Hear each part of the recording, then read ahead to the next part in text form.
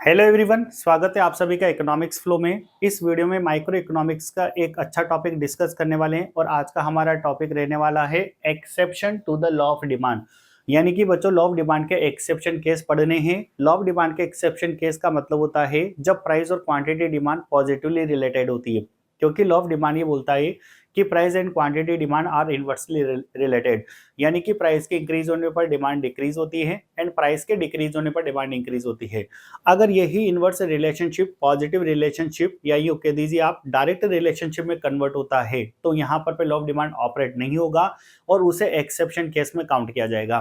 तो टॉपिक है हमारा exception to the law of demand. इसी पॉइंट को इस तरीके से भी पूछा जा सकता है आपसे, why does the demand curve slope upward. यानी डिमांड कर्व का अगर अपवर्ड स्लोप की बात की जाए तो अपवर्ड स्लोप तभी होगा जब प्राइस और डिमांड में पॉजिटिव रिलेशनशिप होगा, यानी कि यहाँ पर डाउनवर्ड स्लोपिंग नहीं होगी। डाउनवर्ड स्लोपिंग तभी होती है जब लॉ ऑफ डिमांड ऑपरेट होता है, यानी कि प्राइस और डिमांड में नेगेटिव रिलेशनशिप होता है। बट अगर पॉजिटिव रिलेशनशिप होता है तो उस केसेस में यहाँ पर डिमांड कर्व अपवर्ड स्लोपिंग में बनता है।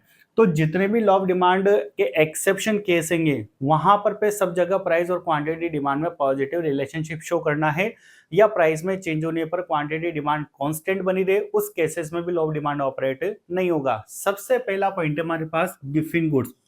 गिफिन गुड्स के केसेस में कभी भी लॉ ऑफ डिमांड ऑपरेट नहीं होता है। सबसे पहले समझते हैं गिफिन गुड्स क्या होते हैं। देखिएगा बच्चों, गिफिन गुड्स एक इंफीरियर गुड्स का ही टाइप होता है और इनके बारे में बताया था सर रॉबर्ट गिफिन ने, इसलिए इनको गिफिन गुड्स या इंफीरियर गुड्स कहा जा सकता है। समझिएगा, these are special kind of inferior goods. यानी गिफिन गुड्स इंफीरियर गुड्स का एक टाइप होता है whose demand rises with increase in price. यानी गिफिन गुड्स वो गुड्स होते हैं जिनकी प्राइस इंक्रीज होने पर डिमांड भी इंक्रीज होती है and demand fall with decrease in price, और प्राइस डिक्रीज होने पर इनकी डिमांड भी फॉल हो जाती है। फॉर एग्जांपल, सपोज करेगा कि गिफिन गुड्स की प्राइस डिक्रीज हो जाती है तो इनकी क्वांटिटी डिमांड पर क्या इफेक्ट होगा। देखिएगा कि अगर गिफिन गुड्स की प्राइस डिक्रीज होती है तो कंज्यूमर पहले जितनी प्राइस गिफिन गुड्स पर लगा रहा था उतनी प्राइस को में अब वो सुपीरियर गुड्स को परचेज कर सकता है, इसलिए कंज्यूमर सुपीरियर गुड्स पर शिफ्ट होगा और यहाँ पर इनकी डिमांड कम हो जाएगी। प्राइस और डिमांड पॉजिटिवली रिलेटेड है, इसलिए गिफिन गुड्स के केसेस में कभी भी लॉ ऑफ डिमांड ऑपरेट नहीं होता है। हम बात करते हैं आगे यहाँ पर फियर ऑफ शॉर्टेज। आपने देखा होगा कि मार्केट में कभी कभी कुछ गुड्स की शॉर्टेज होती है और जब मार्केट में गुड्स की शॉर्टेज होती है तो कंज्यूमर उसको परचेज करना चाहता है हाई प्राइसेस पे भी। क्यों? क्योंकि हो सकता है कि इन फ्यूचर उनको वो कमोडिटी अवेलेबल नहीं हो, जैसे कोरोना टाइम पे या वॉर की कंडीशन में ये कंडीशन बन जाती है कि कुछ गुड्स मार्केट में शॉर्ट हो जाती है और उन गुड्स को कंज्यूमर हाई प्राइसेस पे भी परचेज करने के लिए रेडी हो जाते हैं, क्योंकि आगे कमिंग फ्यूचर में वो कमोडिटी शायद अवेलेबल हो या ना हो। तो ऐसे केसेस में भी कभी भी लॉ ऑफ डिमांड ऑपरेट नहीं होगा और एक्सेप्शन केस के अंदर काउंट होगा। ड्यू टू एक्सपेक्टेड शॉर्टेज और scarcity of a particular commodity, demand increase with even at high prices. यानी प्राइस ज्यादा होने पर भी कंज्यूमर उनकी डिमांड ज्यादा करेगा, क्योंकि हो सकता है आने वाले कमिंग फ्यूचर में वो कमोडिटी अवेलेबल हो या नहीं हो। नेक्स्ट डिस्कस करते हैं हम इग्नोरेंस। देखिए बच्चों, इग्नोरेंस को हम लैक ऑफ नॉलेज भी कह सकते हैं। कुछ कंज्यूमर ऐसे होते हैं जो कमोडिटी की क्वालिटी का कंपैरिजन उसकी प्राइस से करने की कोशिश करते हैं और ये सोचते हैं कि अगर कमोडिटी की प्राइस हाई है तो 100% वो उसके अंदर क्वालिटी ज्यादा है और वहां पर डिमांड को इंक्रीज कर देते हैं। यहाँ पर उन्होंने अपनी नॉलेज को यूज में नहीं लिया, जिसे लैक ऑफ नॉलेज कहा जाता है। यानी प्राइस से ये डिसाइड किया जाता है कि कमोडिटी की क्वालिटी कैसी होगी। ये सोचा जाता है कि अगर प्राइस हाई है तो डेफिनेटली वो बेस्ट क्वालिटी है, इसलिए कंज्यूमर उसकी डिमांड को इंक्रीज करता है, और प्राइस अगर कम है तो डेफिनेटली उसके अंदर क्वालिटी कम है और वो डिमांड को डिक्रीज कर देता है, जिसे लैक ऑफ नॉलेज या इग्नोरेंस कहा जाता है।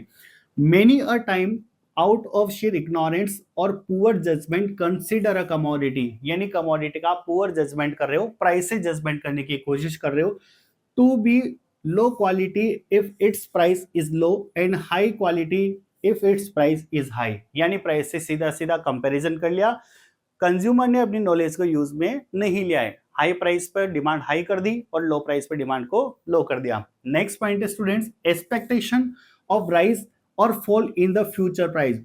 यानी अगर कंज्यूमर को फ्यूचर में प्राइस चेंजेस होने की पॉसिबिलिटी नजर आती है, या तो प्राइस इंक्रीज होने की पॉसिबिलिटी या प्राइस डिक्रीज होने की पॉसिबिलिटी, तो उस केस में भी प्राइस और डिमांड पॉजिटिवली रिलेटेड होती है और लॉ ऑफ डिमांड ऑपरेट नहीं होता है। इसको एक एग्जांपल से प्रूव करके देखते हैं। सपोज करें हम यहाँ पे 3 दिन लेते हैं, एक दिन हमने एस्टरडे लिया और एक दिन हम ले रहे हैं आज का दिन टुडे और एक ले रहे हैं हम टुमारो। देखिएगा, अगर प्राइस इंक्रीज होने की पॉसिबिलिटी कमिंग फ्यूचर में, तो सपोज करिएगा यस्टरडे में किसी भी कमोडिटी की प्राइस 10 रुपीज पर क्वांटिटी थी, तो हमने इंक्रीज होने की पॉसिबिलिटी रख रहे हैं फ्यूचर में और ये सोचा था कि आज प्राइस इंक्रीज होकर के 20 रुपीज होने की पॉसिबिलिटी है। देखिएगा, यस्टरडे के कंपेयर में आज प्राइस इंक्रीज होगी तो लॉ ऑफ डिमांड के अकॉर्डिंग प्राइस इंक्रीज होने पर डिमांड डिक्रीज कर देना चाहिए। बट यस्टरडे के कंपेयर में अगर आज प्राइस इंक्रीज हो गई फिर भी हमें डिमांड को इंक्रीज करना पड़ेगा, क्योंकि आने वाले फ्यूचर में अभी कमोडिटी की प्राइस और ज्यादा इंक्रीज होने की पॉसिबिलिटी है, इसलिए प्राइस के इंक्रीज होने पर डिमांड को इंक्रीज किया जाता है। यानी ये सोचा जाता है कि अगर यस्टरडे का कंपेयर में आज प्राइस इंक्रीज होगी फिर भी डिमांड को इंक्रीज कर दीजिए, क्योंकि कमिंग फ्यूचर में भी प्राइस और ज्यादा इंक्रीज होने की पॉसिबिलिटी है। सेम यही चीज प्राइस डिक्रीज होने के केसेस में भी हो सकता है। कोई भी कंज्यूमर अगर प्राइस में डिक्रीज होने की पॉसिबिलिटी रखता है, तो सपोज करिएगा यस्टरडे किसी भी कमोडिटी की प्राइस 10 रुपीज पर क्वांटिटी थी, अब किसी रीजन से वो यस्टरडे कमोडिटी को परचेज नहीं कर पाया या फिर उसने ये प्लान बनाया कि वो आज परचेज करेगा, क्योंकि आज प्राइस डिक्रीज होकर के 20 रुपीज होने की पॉसिबिलिटी है। अब according to law of demand क्या होना चाहिए कि यस्टरडे के कंपेयर में आज प्राइस डिक्रीज होगी तो डिमांड इंक्रीज हो जाना चाहिए, लेकिन कंज्यूमर यहाँ डिमांड को फिर डिक्रीज करेगा, क्योंकि कमिंग फ्यूचर अभी प्राइस में और डिक्रीज होने की पॉसिबिलिटी बनी हुई है, इसलिए वो डिमांड को भी डिक्रीज करेगा। कहने का मतलब ये है, अगर आप फ्यूचर में प्राइस इंक्रीज होने की पॉसिबिलिटी रखते हो तो लास्ट डे के कंपेयर में अगर आज प्राइस इंक्रीज होगी फिर भी आप डिमांड को इंक्रीज करोगे, क्योंकि और प्राइस इंक्रीज होने की पॉसिबिलिटी है। यस्टरडे के कंपेयर में अगर आज प्राइस डिक्रीज होगी तो फिर भी आप डिमांड को डिक्रीज करोगे, क्योंकि इन द कमिंग फ्यूचर और प्राइस डिक्रीज होने की पॉसिबिलिटी है। सो एक्सपेक्टेशन ऑफ राइज और fall in the future prices के केस में कभी भी लॉ ऑफ डिमांड ऑपरेट नहीं होगा और ये एक एक्सेप्शन केस के अंदर काउंट होता है। नेक्स्ट पॉइंट आता है यहाँ पर पे नेसेसिटीज ऑफ लाइफ, यानी कुछ गुड्स ऐसी होती है जिनकी हमारी लाइफ को रिक्वायरमेंट होती है, ऐसी गुड्स जिनके बिना हमारी लाइफ आगे नहीं बढ़ सकती, जो काफी ज्यादा इंपॉर्टेंट होती है लाइफ के लिए। ऐसी गुड्स की प्राइस में अगर इंक्रीज या डिक्रीज होती है तो हमारी डिमांड पर कोई इफेक्ट नहीं होता है, डिमांड कांस्टेंट बनी रहती है, इसलिए यहाँ पर भी एक्सेप्शन केसेस में काउंट होता है और लॉ ऑफ डिमांड ऑपरेट नहीं होता है। बच्चों, आप बोर्ड का स्क्रीनशॉट ले सकते हैं। बने रहिए हमारे यूट्यूब चैनल के साथ, इसी तरीके से हम आपके लिए माइक्रो एंड मैक्रो इकोनॉमिक्स और साथ ही साथ स्टैटिस्टिक्स के काफी यूजफुल वीडियोस आपके लिए लेकर के आते रहेंगे। तब तक के लिए आप सभी को थैंक यू।